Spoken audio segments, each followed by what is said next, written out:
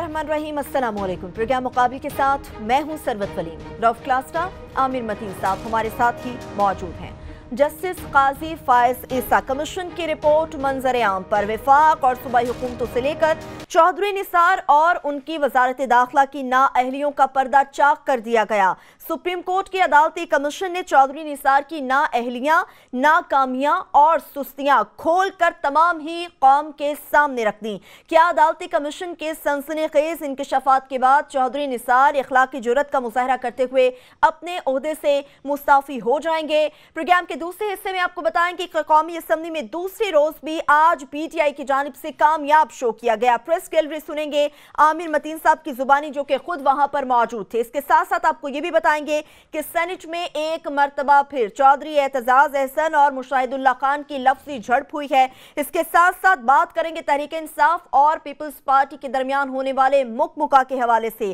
क्या तहरीक इंसाफ भी डॉक्टर आसिम को सियासी कैदी समझती है? और प्रोग्राम के आखिरी हिस्से में आपको बताएंगे कि सेनेट में तहरीक इंसाफ ने CPEC की सरमायाकारी का पोल खोल कर रख दिया। अगर चाइना की सरमायाकारी का पाकिस्तानियों को कोई फायदा नहीं है तो फिर आखिर इसका मकसद क्या है? इस पे बात करेंगे।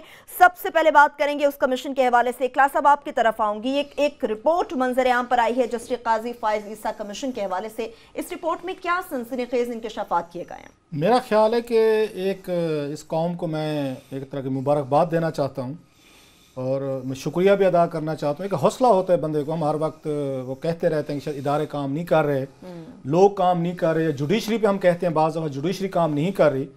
जस्टिस काजी फैज़ ईसा साहब को ये मेरा ख्याल है आज क्रेडिट भी देना चाहिए, उनको सैल्यूट भी करना चाहिए। जिस तरह की रिपोर्ट उन्होंने दी है आज, और मैं ये समझता हूँ चौधरी निसार अली खान साहब जो हैं ऑनरेबल आदमी हैं, बाकी उन पर 100 एतराज़ात हो सकते हैं, क्लीन आदमी है एज़ फार एज़ मतलब उन पर माली मामलात पे कभी नहीं लगी। और उनका एक हमारे पास क्लिप भी मौजूद है जो हम दिखाएंगे, जिसमें उन्होंने दावा किया था कि जनाब कि अगर 1 साल के अंदर हम हुकूमत में आए, मैं वजीर हुआ, डिलीवर ना कर सका, मेरे ऊपर कोई एक उंगली उठी तो मैं इस्तीफा दे दूंगा। वो हमारे पास मौजूद है जी, वो तो आप सुनाएंगे।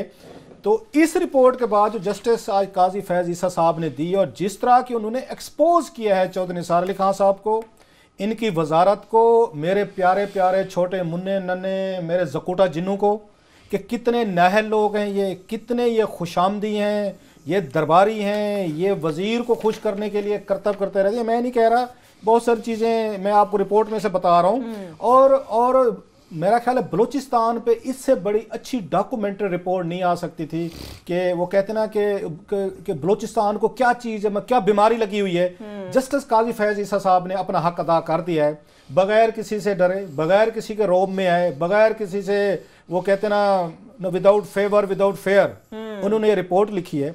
और मुझे आज हमारा कोर्ट को, सुप्रीम कोर्ट ऑफ पाकिस्तान को वो करते हैं, कवर करते हैं, रिपोर्ट करते हैं, बड़ी अच्छी करते हैं, बड़ी अच्छी खबरें भी लाते हैं।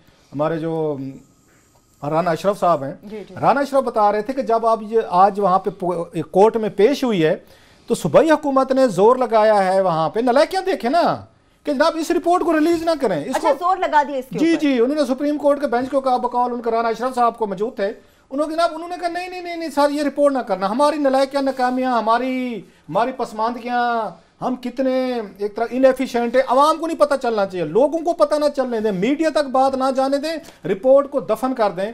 और सुप्रीम कोर्ट का हम इस पर शुक्रिया अदा करते हैं कि उन्होंने इसकी उन सूबाई हुकूमत की रिक्वेस्ट को डिसमिस किया है, उन्होंने रिजेक्ट किया है कि आवाम को पूरा हक है, आप कितने नलायक हैं, आपकी वजह से 70 लोग मारे गए हैं, आप कितने एक तरह इनएफिशिएंट हैं, इन लोगों को एक्सपोज होना चाहिए। जिसमें हम कहते हैं ये कमीशन के काम होते हैं, ये अदालती कमीशन होते हैं। और दाद देनी पर मैं बार बार इसलिए दे रहा हूँ, दाद देनी पड़ती है इनको जस्टिस काजी फैज ईसा को।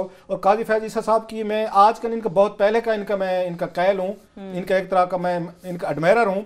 आपको याद है कि एक दफ़ा ख्वाजा शरीफ कत्ल केस की स्टोरी बन गई थी, हमारे एक दोस्त ने फाइल कर दी थी कि बहुत बड़ी साजिश बन गई है और ख्वाजा शरीफ को कत्ल करने की, वो कत्ल जो ना हो सका। ख्वाजा शरीफ साहब कत्ल हो रहे थे उस वक्त, एक हमारे दोस्त ने खबर लगा दी थी और उनके पंजाब हुकूमत के कुछ जकूटा जिन्होंने शहबाज शरीफ साहब ने मिलजुल के ना स्टोरी प्लांट करवा दी थी कि बाबर रहमान, सलमान तसीर, जरदारी साहब जो हैं वो कत्ल करवा रहे थे वो सारे।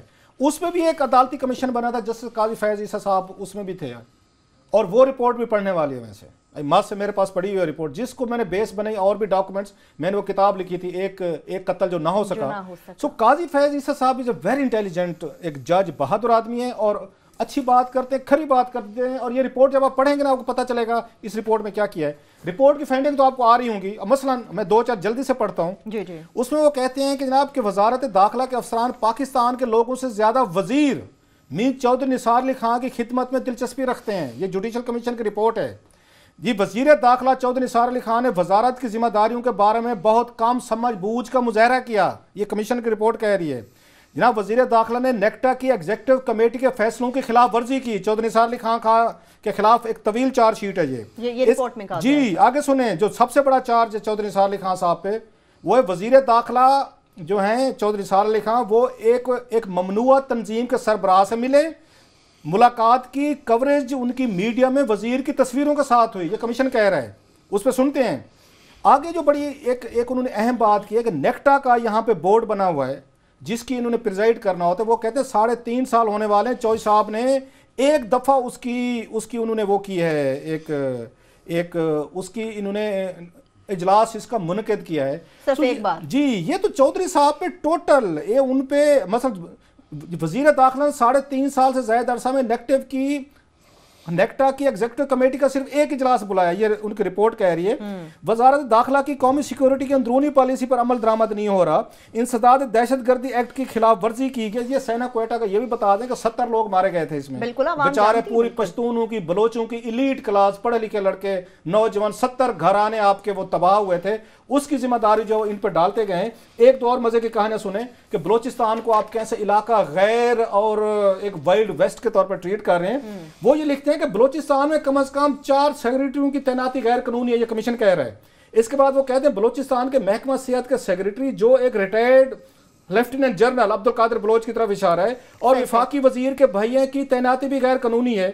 सो ये एक उसमें बड़ी एक लंबी चीज है। मेरा सवाल अगला है, चौधरी निसार अली खान साहब का क्लिप चलाएं, उसके बाद चौधरी साहब से हम ये पूछते हैं कि जब आपको एक जुडिशल कमीशन ने चार्जशीट कर दिया है कि आपकी वजारत नालायक है, आप खुद आपने बहुत सारी चीजें नहीं की जो आपको करनी चाहिए थी, सारा दिन एक डबलची, एक ड्रम बीटर्स आपने इकट्ठे किए हुए अपने इर्द गिर्द जो आपकी खुशामदे करते रहते हैं, आपको खुश रखते हैं, लेकिन जो काम करने वाले नहीं हैं। इसके बाद चौधरी निसार अली खान साहब की क्या जिम्मेदारी बनती है? लाइक एन ऑनरेबल मैन, मेरे दोस्त तो नहीं है, दोस्ती का दावा मैं नहीं कर सकता, मैं उनका एडमायरर हूँ, मेरे उनके बारे में अच्छे जज्बात हैं।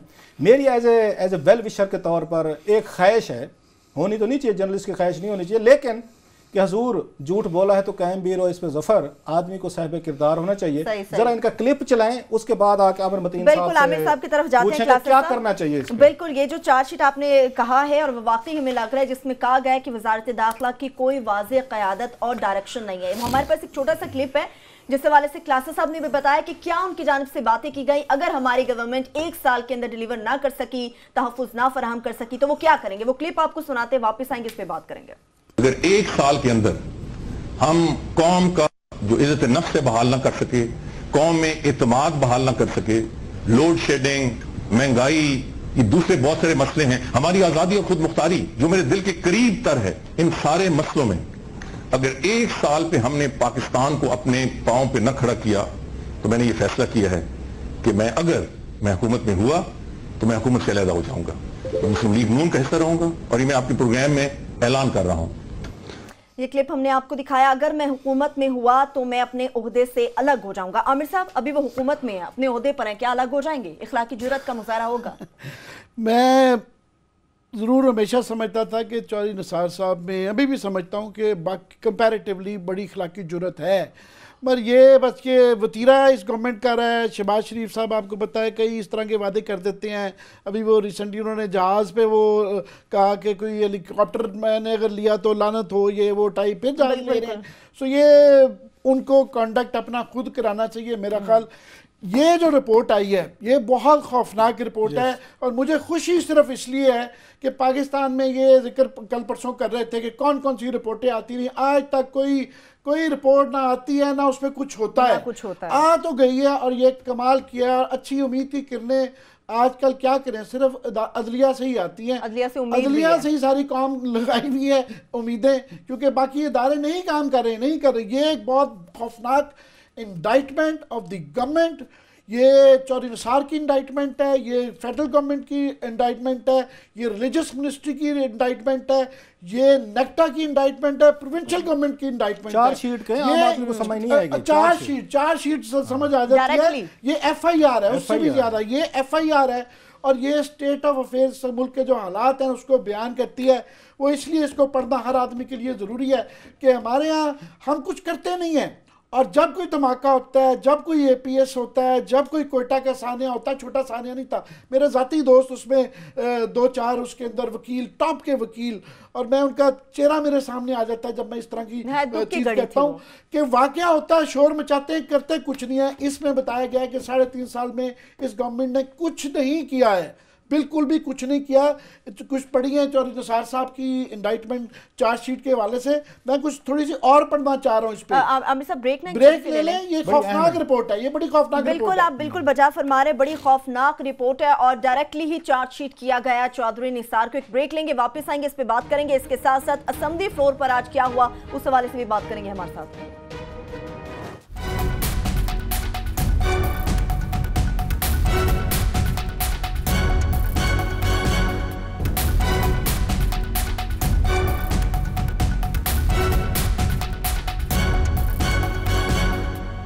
ब्रेक के बाद एक बार फिर से प्रोग्राम में हम आपको खुशामदीद कहेंगे। उस रिपोर्ट की कमीशन की जानिब से जो रिपोर्ट मंजर आम पर आई है उससे मुताल्लिक बात करें। कुछ अहम नकात आमिर साहब आप भी हमारे साथ शेयर करना चाह रहे थे। मैं ये रिपोर्ट पढ़ के थोड़ा सा डर गया हूँ, दहल गया हूँ, वो इसलिए कि इसका बुनियादी मतलब ये है कि सानिया कोयटा, सानिया पेशावर और इस तरह के बेताशा साने जो हुए हैं, अभी भी वो ख़तरात मंडला रहे हैं। अभी भी किसी वक्त खुदा ना खास्ता साने हो सकता है, क्योंकि कोई तदराब नहीं किया गया, कोई ऐसा काम नहीं किया गया। 3 साल हो गए हैं नेशनल एक्शन प्लान को, कितनी वो फैनफेयर के साथ अनाउंस किया गया था, और अभी की अभी किसी उसमें कुछ नहीं हुआ। और ये इस चीज़ की निशानदेही ये रिपोर्ट करती है, बड़ी दिलेराना लिखी है। मैं चाह रहा हूँ कि हर कोई किसी को कल वक्त निकाल के पढ़े ज़रूर। फॉर एग्जाम्पल वज़ीर दाखिला के मतलब मैं सही कहता हूँ कि इसके बाद पढ़ के चौधरी निसार साहब के लिए बड़ा मुश्किल हो जाएगा कि वो एक अपनी मॉरल अथॉरिटी अगर रखें कि रहना ये उनके मतलब ये लिखा गया। मजीद वज़ीर दाखिला ने एक मशहूर दहशतगर्द तंजीम पर पाबंदी आयद नहीं की। वज़ीर दाखिला की कोई वाज़ेह क़यादत और सिमत नहीं। वज़ारत दाखिला दहशतगर्दी का मुकाबला करने के बारे में अपने किरदार के बारे में कश्मकश का शिकार है। सख्त अल्फाज जो है, फिर खास तौर पे दहशतगर्द तंजीमें जो हैं ये हमें खा गई हैं। उसके मतलब मजीद है, ममनुआ दहशतगर्द तंजीमें अपनी गैर कानूनी सरगर्मियां जारी रखे हुए हैं। हमारे मेरे प्रोड्यूसर साहब इस पे दिखा रहे हैं, नई दहशतगर्द तंजीमों को ताखीर से ममनू करार दिया जाता है। सिर्फ ये दहशतगर्दों के तले या नेक्टा, उन्होंने कहा जी नेक्टा बिल्कुल गैर फाल है, उसमें कुछ नहीं हुआ। और जो है दहशतगर्दी के मुखालिफ बयानिए का फुकदान एक सदमा है कि वो जो बयानिया तब्दील करना था, कि हार्ट्स एंड माइंड्स को बदलना था, गलियों में जो लोगों को गलत हेट लिटरेचर पे किया जाता है, उन्होंने कहा जी कुछ नहीं हो रहा है इसके अंदर। उसके बाद मदारस जो नर्सरियाँ दहशतगर्दी, उनका उनकी रजिस्ट्रेशन मॉनिटरिंग के हवाले से भी कुछ नहीं हो रहा। उसके बाद फिर बलोचिस्तान गवर्नमेंट, अब जाहिर है पहले तो ये कह सकते थे डॉक्टर मालिक की गवर्नमेंट है, अब इस्नाउल्लाह ज़हरी साहब क्योंकि इनकी अपनी पार्टी है तो नून लीग की गवर्नमेंट है। और ये वाकया सानिया कोयटा जो है ये इनकी हुकूमत में हुआ है। उसके मुतालिक भी सुन लें कि हुकूमत बलोचिस्तान की जानिब से लॉ एंड ऑर्डर के नफाज में खराबियाँ हैं। बलोचिस्तान के खिलाफ वर्जियों के बाद हुकूमत बलोचिस्तान में अकरबा परवरी अरूज पर है। बलोचिस्तान में नाअहल अफराद की तैनातियों के वाज़ेह मिसालें हैं। बलोचिस्तान में कम से कम 4 सेक्रेटरी की तैनाती गैर कानूनी है। ये पूरी लंबी है, मैं चंद बता रहा हूँ, मगर ये इससे जो ओवरऑल पिक्चर आती है उससे मैं अगेन वही कहना चाह रहा हूँ कि यहाँ पे हम सबको वो खतरात लाहक हैं। अगर ये नहीं है कि दोबारा कोई वाक़या हो उसके बाद फिर हम ये याद कराएंगे कि देखें ये तो रिपोर्ट भी आ गई थी। मैं चाह रहा हूँ ये निशानदेही तो उन्होंने कर दी है, तो इसके बाद करना क्या है ये क्लास साहब मेरा ख्याल उसकी जो रिकमेंडेशंस हैं वो पढ़ रहे हैं। क्लास साहब ये थोड़ा बयान कर दें क्योंकि रिपोर्ट आती है होता कुछ नहीं है। बिल्कुल, जो सिफारिशें क्लास साहब वो आप हमारे साथ जरा शेयर कर दिया। जज साहब ने अपनी रिपोर्ट दे दी है, आगे क्या? भाई मैं फिर कहूँगा इस कौम को कि हमारे पर रोल मॉडल कम है, हीरोज़ कम है। जस्टिस काजी फैज़ ईसा साहब इज़ आवर हीरो। ये रिपोर्ट जिस तरह लिखी गई है, जिस तरह बनाई गई और बड़े बड़े लोगों को उन्होंने एक्सपोज किया है, ये जज का काम होता है।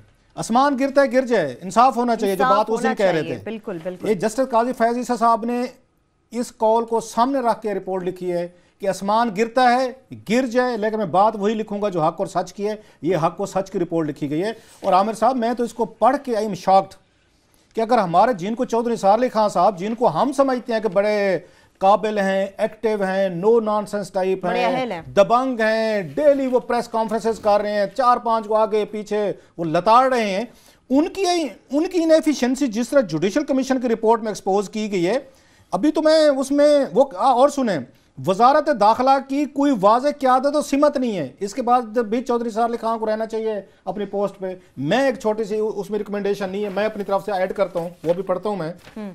चौधरी साहब के लिए तारीख बनाने का बड़ा बेहतरीन मौका है। एक्सेप्ट करें इस रिपोर्ट की फाइंडिंग, अपनी नाकामी, नाअहली, अपनी वजारत की नाअहली, अपने नेक्टा जो एक नया सफ़ेद हाथी घोड़ा पाल लिया है, और करोड़ों रुपए की गाड़ियां ली गई हैं नेक्टा के लिए पिछले दिनों। सर, अमेरिका, हिंद, सिंध से सैर सपाटे करके आ चुके हैं नेक्टा के अफसरान, शायद आपको ये नहीं पता होगा। उसके बाद इनको एक ऑनरेबल तरीके से इस्तीफा देना चाहिए। चौधरी साहब तारीख में जिंदा रहेंगे, कुर्सियां आती जाती रहती हैं। सोर्सेज नहीं गवर्नमेंट दे रही तो बता दें, सोर्सेज मेरा कसूर नहीं है। मेरे सोर्सेज से ज्यादा विल का मसला है, उसमें आपने पढ़ा नहीं है। अब उसमें सिमत देना, ये उसका सोर्सेज से तल्लुक है, आपका ख्याल है, या हर वक्त अपने अफसरान के जरिए खुशामदे करवाना जो रिपोर्ट में लिखा हुआ है, इसके लिए पैसे चाहिए आपको।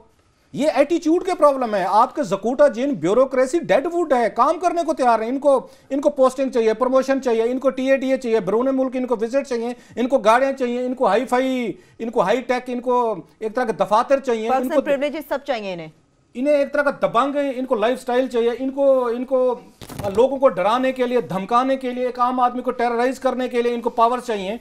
जहां पे डिलीवर करने का आपके पास वक्त आता है तो आप तो नाहल लोग हैं।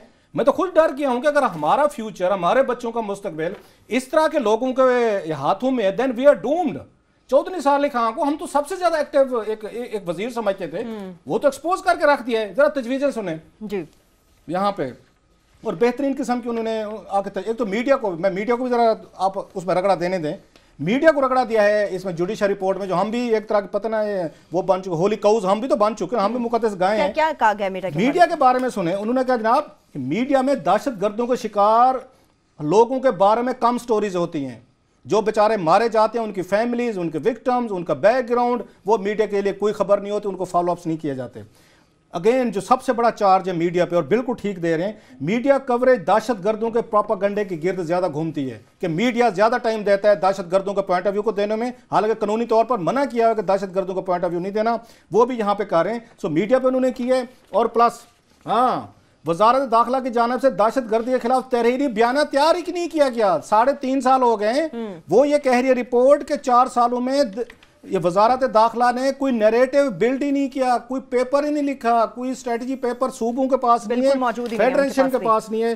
कुछ तजावीज़ सुने, वो ये कहते हैं कि अभी तक जो उसमें मेन चीज़ें हैं, अब सुने बड़ी अहम, वो कहते हैं इंसदाद दहशतगर्दी एक्ट अवामी नुमाइंदों पर भी लागू होता है। मतलब वजीर और MNAs MPs ये जो है, वो जो वहां पे टेररिस्ट हैं जिनको इन्होंने बैन किया हुआ है, ये MNAs वजीर जो हैं ये उनके साथ भी नजर आते हैं, ये टेररिस्टों के साथ। ये रिपोर्ट कह रही है उन्हें इनके साथ नजर नहीं आना चाहिए। दहशतगर्द तंजीमों को इजलास मुनक्कद करने की इजाजत भी नहीं देनी चाहिए। जो रोज इस्लामाबाद में लाल मस्जिद के बाहर खड़े होते हैं, ये इसके बाद देखेंगे होता है। अच्छा, वो ये कहते हैं कि आपकी जराइम की तमाम जगहों की पेशावराना अंदाज में हिफाजत फ्रंजेक मुआयना होना चाहिए। मिट्टी तो स्वाद किसी को पता है फ्रांजेक क्या होता है या कैसे नहीं होता, अफसरों से ये प्रमोशन ले लें, पाक से प्रिविलेज के लिए ले लें। अच्छा, वो कहते हैं हवाई फायरिंग पे कहते हैं पूरे मुल्क में पाबंदी लगनी चाहिए। दहशतगर्दाना वाकयात के बाद हवाई फायरिंग से दहशतगर्द के शिकार लोग मजीद डर जाते हैं। तो इतने बड़े बड़े MNAs कर रहे होते हैं। क्लास इस पे एक छोटी सी ब्रेक ले लें। लास्टली वो कहते हैं मीडिया दहशतगर्दों का ख्यालात अगर यहाँ पे ब्रॉडकास्ट करे तो इनके खिलाफ कार्रवाई होनी चाहिए। ये मीडिया को भी जरा थोड़ी मेहरबानी फरमाएं कि वो ये कह रहे हैं कि दहशतगर्दों के जो आप यहाँ पे चीजें चलाते हैं अखबार में या टीवी पे, उनके खिलाफ भी वो कार्रवाई होनी चाहिए। इंसदाद दहशतगर्दी एक्ट जो है उन पर पाबंदी आपको लगानी चाहिए। दहशतगर्द तंजीम भाई हॉस्पिटल का बताया है ये। वैसे मैं अब क्या इस पे बात करूं, लास्ट में कह सकता हूं चौधरी निसार अली खान साहब के खिलाफ इससे बड़ी डैमेजिंग वो भी जुडिशल रिपोर्ट नहीं आ सकती थी। The ministry of interior stands badly exposed और मेरे दोस्त चौधरी निसार अली खान साहब भी इसमें बैडली एक्सपोज्ड हुए हैं। बेहतर ये होगा ऑनरेबल राजपूत वाला रूट लें, उनको इस रिपोर्ट के बाद क्विट कर देना चाहिए। क्विट कर देना चाहिए, बिल्कुल। और मीडिया ग्रुप्स की जहां तक बात है, एक बेहतरीन स्ट्रैटेजी उन्हें अपनानी होगी अपने मुल्क के मुफाद को सामने रखते हुए। एक ब्रेक लेंगे, वापस आएंगे, असेंबली फ्लोर के हवाले से बात करेंगे, इसके साथ साथ कुछ सेनेट की भी बात करेंगे जहां पर चौधरी एतजाज अहसन और मुशाहिदुल्लाह खान के दरमियान आज भी लफ्जी झड़प देखने को मिली। हमारे साथ रहिए।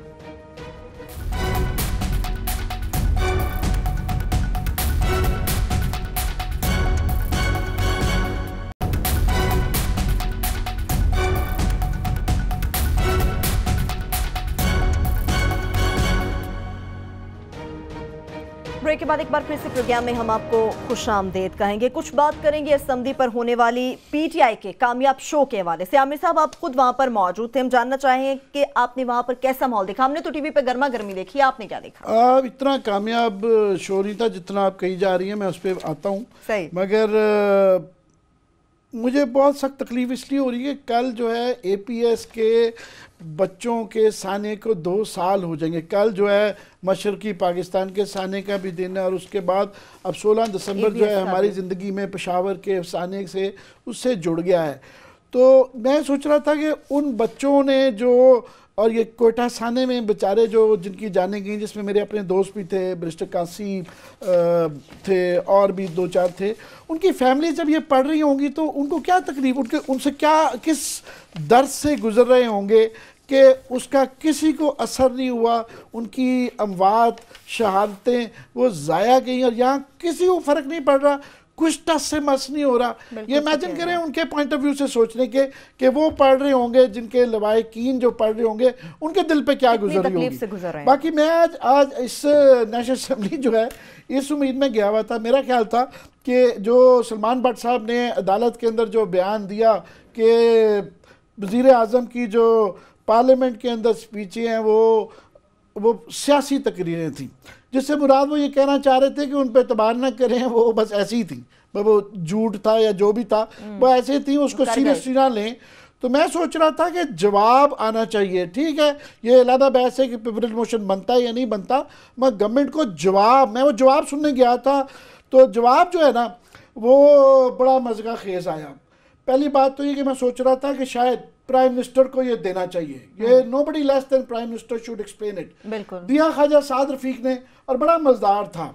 उन्होंने कहा जी असल में बात ये है कि वो वहाँ पे जो बातें की वो बड़ी डिटेल्ड थी, यहाँ जो कही गई थी वो जनरल थी, जनरल सी बातें थी, वहाँ जो कही गई हैं वो डिटेल्ड थी, यानी अमूमी एक तफसीलन। और मैं सोच रहा था कि ये मैं दोबारा गौर से सुना, मैंने शायद आपने गलत सुन लिया हो, शायद तो बैठे थे, मैंने कहा आपको समझ आई है, मैंने कहा मुझे नहीं समझ आई, और वो बस ये जवाब था। अब ये कितना मजाक का खेज जवाब था कि उस पर हंसा ही सिर्फ जाया जा सकता, मगर मेरा वहाँ यकीन करें रोने को दिल कर रहा था, और उससे ज़्यादा रोने को दिल कर रहा था, आप कह रही पीटीआई के दिया कि वो उस पर क़यामत आ जानी चाहिए थी पीटीआई के को। मैं सोच रहा था इसके बाद ये शोर मचाएंगे कि ये क्या जवाब है, वो उनको वो कैपिटलाइज नहीं कर सके। वो अपना बस और मौका देते रहे। आज स्टार्ट बड़ा अच्छा लिया था शाहमूद कुरैशी साहब ने कि उन्होंने जो है स्पीकर साहब जो कि कल संभाली नहीं जा रहे थे और उनका एक अजीब माहौल था, तो आज थोड़ा सा वो ज़मीन पे आए हुए थे, तो आज उनको नज़र आ रहा था वो है, तो उन्होंने इजाज़त दे दी। तो शाहमूद कुरैशी ने अच्छा किया ये कह के कि उनको स्पीकर कहने की बजाय अयाज सादिक का, जनाब अयाज सादिक साहब, ये बड़ी अच्छी स्मार्ट मूव थी कि आप एक छोटे से जुमले से बड़े सटल तरीके से आप एक प्रोटेस्ट भी कर रहे हैं, बेइज्जती भी कर रहे हैं, और कोई गाली गलूच भी नहीं हो रहा। सो बड़ी अच्छी मूव थी। मेरा ख्याल था शायद इसको कैरी ऑन करते कि सारे ही पीटीआई के लोग याद सादे कहना शुरू कर देते तो ये काफ़ी था, और जब तक करते रहते जब तक उनकी तसल्ली ना होती। स्टार्ट अच्छा लिया मगर फिर वो ना उसको कैरी नहीं कर सके, और मैं समझता हूँ बाद में पीटीआई जनरली कैरी नहीं कर सकी उस चीज़ को कि उनके यहाँ एक, मुझे लगता है कैपेसिटी का इशू है। जब ये ठीक है नए लोग ले आए हैं, बड़े अच्छे हैं, उसमें से काफ़ी लोग पढ़े लिखे लोग भी हैं, अलवी साहब हैं, असद साहब हैं, शफकत साहब हैं, वो हैं मुराद वगैरह, और जो है ना वो यंग टैलेंट भी ऐड कर दिया है।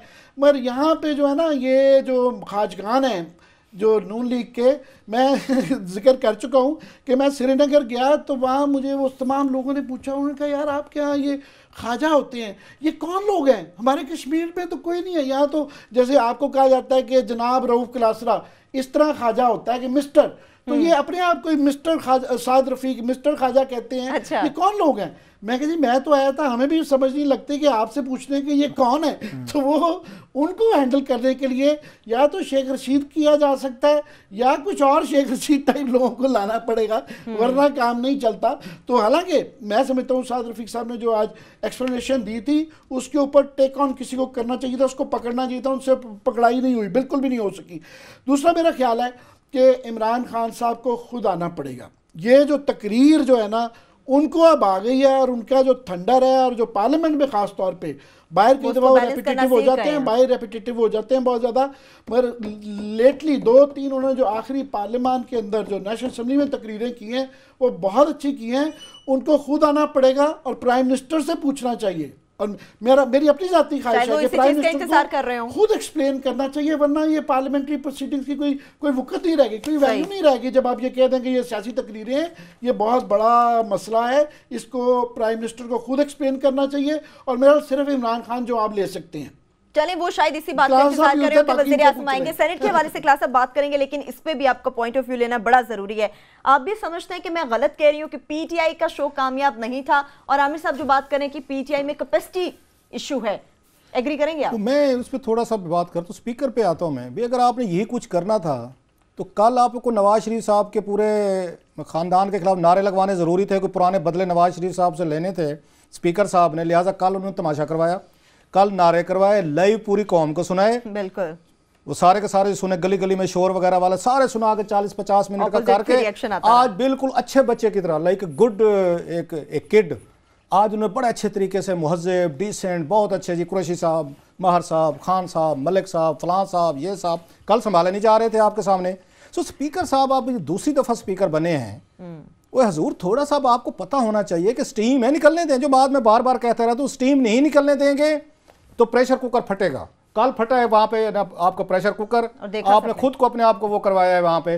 आज आखिर आपने 100 प्याज खा लिए, आपने कहा जी अब आएँ और तकरीरें करें। आप यही तकरीर करनी थी। शाहमूद कुरैशी साहब जो है वो सॉफ्ट आदमी है, क़यामत तो नहीं आ गई ना, तो कुछ नहीं हुआ ना। शाहमूद कुरैशी साहब जो है मैं अभी भी समझता हूँ बहुत सारा टाइम आखिर में शुक्रिया अदा कर रहे थे कि आपने मेरे चंद के रसील अल्फाज किए, घूम फिर के शराफिया के आपस में रिश्तेदारियां निकल जाती। शाहमूद कुरैशी कभी नहीं खेला, वो कभी एक्सट्रीम पे नहीं जाके खेलता, वो कोई शाहिद अफरीदी की तरह नहीं खेलता, वो जेफरी बेकॉट, सुनील गावस्कर की तरह खेलते हैं लंबी इनिंग्स, क्या पता कल को नवाज लीग में लैंड करना पड़ जाए उनको।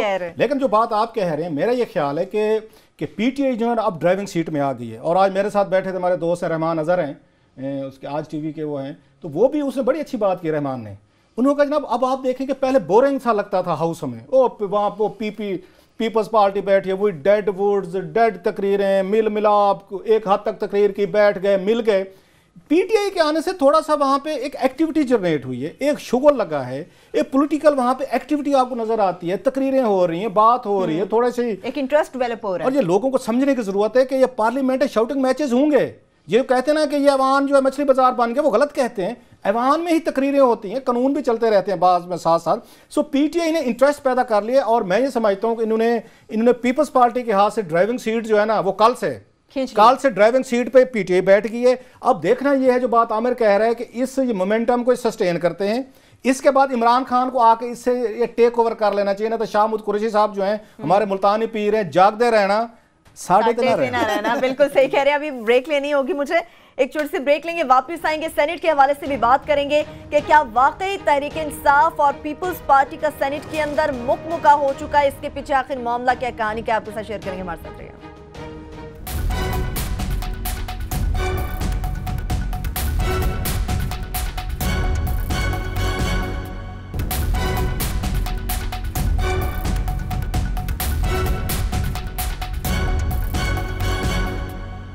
ब्रेक के बाद एक बार फिर से प्रोग्राम में हम आपको खुशामदीद कहेंगे, सेनेट के हवाले से बात करेंगे, लेकिन अभी आपको बताएं कि तहरीक इंसाफ के सेनेटर शिबली फराज साहब इस वक्त टेलीफोन लाइन पर हमारे साथ मौजूद है। सर, आपको प्रोग्राम में हम खुशामदीद कहेंगे, सेनेट की बात करने जा रहे हैं। क्लास साहब, आप खुद भी वहां पर मौजूद थे, ये मुकमुका की क्या कहानी है, जरा वो तो शेयर करें। शिबली फराज साहब, बहुत शुक्रिया आपका। सर, एक मोशन मूव की है यहाँ पे पीपल्स पार्टी ने और तहरीक इंसाफ ने जॉइंट्स यहाँ पे सेनेट में। उसका उन्वान है डिस्कशन ऑन पॉलिटिकल प्रिजनर्स। ये आज के एजेंडे में थी, कल शायद मेरा ख्याल डिस्कशन का टेकअप की जाएगी। इसमें जो उसमें नाम है सर, उसमें आपका भी है शिबली फराज साहब, इसके बाद आपके नुमान वज़ीर खटक साहब हैं, उनका भी है, मोहम्मद आज़म खान सवाती साहब का भी है, आप भी शामिल हैं जिन्होंने इस पर साइन किए हैं। ये प्लीज़ हमें थोड़ा सा एलाबोरेट करेंगे कि पाकिस्तान में कौन कौन से पोलिटिकल प्रिजनर्स हैं जो आपके ख्याल में नजायज़ तौर पर जेल में रखे हुए हैं, या नवाज शरीफ हुकूमत ने जिस पे सेनेट जो है कल डिस्कशन करेगा, क्योंकि आप इसके सिग्नेटरी हैं, मैं इसलिए आपसे पूछ रहा हूँ सर। और मैं सर आमिर मतीन बोल रहा हूँ, इसमें ऐड कर दूँ, क्योंकि आप जिन साहब के साहबजादे हैं वो खुद पॉलिटिकल प्रिजनर रहे हुए हैं, फराज साहब, तो आप डॉक्टर आसिम को और चलें उनसे करें सर, तो वो इसलिए खास तौर पे पूछ रहे हैं। जी जी जी, शुक्रिया आमिर और रऊफ, बहुत बहुत शुक्रिया। बात यह है कि ये एक ऐसा इशू है जिसपे कि मैंने बड़ा कैटेगोरिकली, ये पीपल्स पार्टी ने एक रिक्वेजिशन किया था इजलास, जिसमें उनके 4 पॉइंट थे, जो कि इनमें से एक ये भी था कि पॉलिटिकल प्रिजनर्स और डॉक्टर आसिम के हवाले से। तो मैंने बिल्कुल रिफ्यूज कर दिया उनको। ताज हैदर साहब को मैंने कहा, वो चूंकि इसको वो कर रहे थे, परसू कर रहे थे, उनको मैंने कहा कि ये हम बिल्कुल नहीं मानेंगे, आप इसको हटाएं, और अगर आप हटाएंगे तो हम साइन करेंगे। उन्होंने हटा दिया उसको, डॉक्टर आसिम के, और ये उसका मैं खुद मैं जानता हूं कि इस वक्त हमारे मुल्क में बड़े मसाइल हैं, लेकिन पॉलिटिकल प्रिजनर कोई नहीं है। अगर कोई ये समझता है, अगर ये समझता तो सर ये मेरे पास शिबली भाई, मेरे पास ये साइन करदा सेनेट का, अगर हमारे प्रोड्यूसर साहब शो कर सकें वो रेलिवेंट, इसमें तो पीटीआई के 2-3 लोगों के नाम हैं। ये सरकार का एजेंडा था, आज आपका भी है, उसमें लिखा हुआ डिस्कशन ऑफ पॉलिटिकल प्रिजनर्स, तो आप तो इसमें शामिल हैं। आपने आज आपके वो बैठे हुए थे, नुमान वजीर साहब भी थे, बाकी लोग भी थे, आप तो शायद नहीं आ सके किसी वजह से, तो किसी ने डिनाई नहीं किया इसको कि हम इसमें नहीं है। That's a very dangerous and deadly कि आप लोग जो हैं, आप डॉक्टर आसिम को पॉलिटिकल प्रिजनर समझते हैं। ये सवाल ही नहीं पैदा होता जी, सवाल ही नहीं पैदा होता। ये जो थे, मैं ये समझूंगा कि इसमें मैं ऑन रिकॉर्ड कर रहा हूँ। और दूसरी बात ये कि मैं सेनेट में आज था। अच्छा। वो जो है, इसमें हमने बड़ा क्लियरली कहा हुआ है कि हम डॉक्टर आसिम को बिल्कुल पॉलिटिकल प्रिजनर नहीं मानते हैं, और ना इस पर्टिकुलर क्लॉज को पॉलिटिकल प्रिजनर्स की जो नंबर 4 था, इनकी रिक्वेजिशन एजेंडा अगर आप देखें, उसमें 4 थे, और उसमें आखिरी जो था वो ये वाला पॉइंट। तो सर अब इसका क्या करेंगे? कल आप वहाँ पे ताज हैदर साहब के खिलाफ प्रिविलेज मोशन पेश करेंगे जनाब के मैंने मना किया था, हम इसमें शामिल नहीं थे, और ताज हैदर साहब ने अपनी मर्जी का नाम डाल के आप लोगों का वो एजेंडे पे ले आए, तो क्या करेंगे आप इसके बाद? कल प्रिविलेज मोशन आप मूव करेंगे? बिल्कुल बिल्कुल, हम यही करेंगे। हमने ये, मेरे सिर्फ ये 8-10 और भी गवाह थे सेनेटर, जिसमें जब ये मेरे पास लाया गया, मैंने एब्सोल्युटली रिफ्यूज कर दिया। और ताज हैदर साहब ने मुझे फोन किया, मैंने उन्हें फोन पे भी कहा कि जी मेरा कोई भी पार्टी का अगर साइन भी करे, मैं साइन नहीं करूंगा। ये बहुत बड़ा ब्रीच है। आप शिबली साहब, हम यकीन रखते हैं आप ठीक कह रहे हैं, लेकिन ये बहुत बड़ा ब्रीच है कि आप एक मेंबर के तौर पर आप मना कर रहे हैं कि मेरा नाम नहीं देना रेजोल्यूशन में। वो बकायदा हाउस में आती है, एजेंडे पे है, आपका नाम है, पार्टी का नाम है। It's a big breach. ये तो नवाज शरीफ साहब पे इल्जाम जो पीपल्स पार्टी लगा रही है कि कौमी असेंबली में उन्होंने ब्रीच कर दिया झूठ बोल के, ये तो पीपल्स पार्टी ने उससे बड़ा ब्रीच कर दिया। अगर आपको आपकी बात अगर सच्ची है, जो कि सच्ची होगी, कि आपने उन्हें अपना नाम दिया नहीं, उन्होंने आपका नाम दे दिया इसमें। सर फोन करके आप ताज हैदर साहब को इस वक्त फोन पे लेके उनसे पूछे, उस वक्त मेरे साथ बड़ा स्कैंडल है।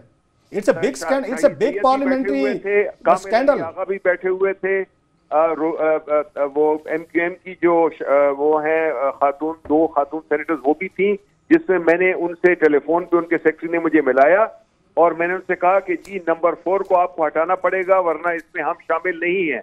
बाकी 3 पॉइंट से हम आपके एग्री करते हैं। लास्टली सर, लास्टली, अच्छा वो आपका वर्जन आ गया, आज आप सेनेट में मौजूद थे, ये एजेंडा आपके पास भी डिस्ट्रीब्यूट हुआ है, आपने भी पढ़ा होगा, आपने अपना नाम नहीं पढ़ा इस रेजोल्यूशन में? आज खड़े होकर एहतजाज करते, अपना नाम डिलीट कराते, यू वर देयर।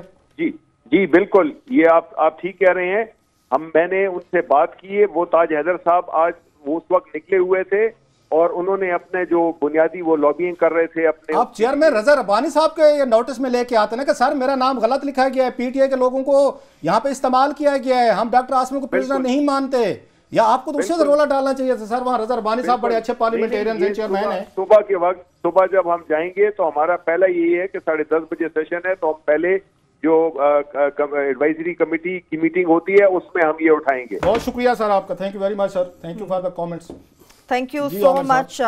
जी आमिर साहब, अगर कोई 1 मिनट आखिर पे मुझे देना है आपने। हाँ जी बिल्कुल। नहीं, मैं तो आपसे यहाँ कह रहा था कि आप नवाज शरीफ साहब को रो रहे थे वहाँ पे कि वहाँ जो वो ये पीपल्स पार्टी का काम देखें। नहीं, वो जो है हंसी मुझे इस बात पे आ रही थी कि वो मेरा ख्याल है शायद वहाँ नहीं थे। उन्होंने कहा जी मैं वहाँ भी था भी और मैंने ये पढ़ा भी, और वो उसूली तौर पे यहाँ रिकॉर्ड पे नहीं लाना चाहिए था एज सेनेटर, उनको ये हाउस के अंदर रिकॉर्ड पे लाना चाहिए था। हमारे पास रिकॉर्ड पे लाने का कोई मतलब नहीं है, इसकी कोई वैल्यू नहीं है, हाउस के अंदर है। दूसरा, मैं वो आप कल मुझे छेड़ रहे थे एतजाज अहसन साहब के हवाले से कि वो इसको लीड करेंगे, उनका नाम है तो मैं उस वजह से हंस रहा था। सैल्यूट तो मारने पहले एक एतजाज हसन साहब को सैल्यूट बनते हैं आपने कहा अगर उनका नाम हुआ इस पे डॉक्टर आसिम पे मैं सैल्यूट करूंगा साहब खुद। मैं अभी कल क्योंकि उनकी तकरीर होनी है, देखना चाहूंगा कि वो इसको बड़ी दिलेरी से करते हैं या चूंकि चनाचे करते हैं, शर्मिंदा करते हैं, डरते डरते करते हैं, या नहीं। ये कल हो सकता है वो भी कहें कि मेरा नाम ऐसे ही डाला गया है। चले कल देखते हैं फिर कि किसका नाम किस तरह से डाला गया। क्लास अब हमारे पास सिर्फ 2 मिनट रह गए। मैं चाह रही हूँ कि ISPR से मुतालिक अगर आपको बात करना चाहिए। ISPR में चेंजेस हुई हैं, मैं इसलिए उसको थोड़ा सा हम उस पर डिस्कशन करना चाहते हैं। नए जो ये ISPR के वो आए हैं, एक बड़ी उस पर ये भी बात हो रही थी, DG साहब जो हैं, मेजर जनरल ये आसिफ गफूर साहब हैं, उनकी बड़ी तारीफ सुनी जा रही है, उनका बड़ा क्रेडेंशियल्स बड़े ज़बरदस्त हैं। तो उस पर हमारी स्पेकुलेशन आमिर साहब भी कह रहे थे, क्योंकि ये काम शुरू हुआ था जब फैज़ अहमद फैज़ साहब जो थे ना, वो कर्नल के तौर पर थे, एजाजी कैप्टन जी, सॉरी कैप्टन। अब जाकर सेकंड के जमाने में जी, अब जो आखिरी जाकर उसमें हटाया गया है वो हमारे दोस्त हैं जनरल आसिम बाजवा साहब, लेफ्टिनेंट जनरल। तो ये भी बड़ा एक था कि इस पर लेफ्टिनेंट जनरल आएगा, मेजर जनरल आएगा, ब्रिगेडियर आएगा, कर्नल आएगा, कौन आएगा? एक तो ये चीज़ है, मेरा ख्याल हम अप्रिशिएट करते हैं जनरल आसिम बाजवा साहब के दौर में हमारे सिविलियंस के पर्टिकुलर मीडिया और मिलिट्री रिलेटेड जो इश्यूज थे, और उनको वर्किंग रिलेशनशिप जनरल बाजवा साहब ने बड़ी अच्छी कर दी थी। और हम ये एक्सपेक्ट करते हैं जो मेजर जनरल आसिफ गफूर साहब हैं, 1988 में इनका वो हमें बताया कि आर्टिलरी में इन्होंने कमीशन लिया, और DG ये DMO भी रहे हैं। ये बहुत बड़ी एक मेरा ख्याल इंपॉर्टेंट एक होती है DMO जो है, डायरेक्टर मिलिट्री ऑपरेशन जो है, उसमें भी रहे हैं। इंडोनेशिया में या इनके कोर्सेज हैं, यहाँ पे नेशनल डिफेंस यूनिवर्सिटी है उसमें है। तो इनकी भी एक तरह की प्रोफेशनलिज्म की और इनकी, मैं बाकी इंटरेस्टेड बड़ा हूँ ये देखने में कि ये ट्वीट्स के जरिए ISPR चलाएंगे। चले देखते हैं कि किस हद तक जो ताल्लुकात बहाल रहे हैं वो उसी तरह से रहते हैं। इसके साथ ही प्रोग्राम अपने इख्तिताम को पहुंचता है। अपना बहुत सा ख्याल रखिएगा।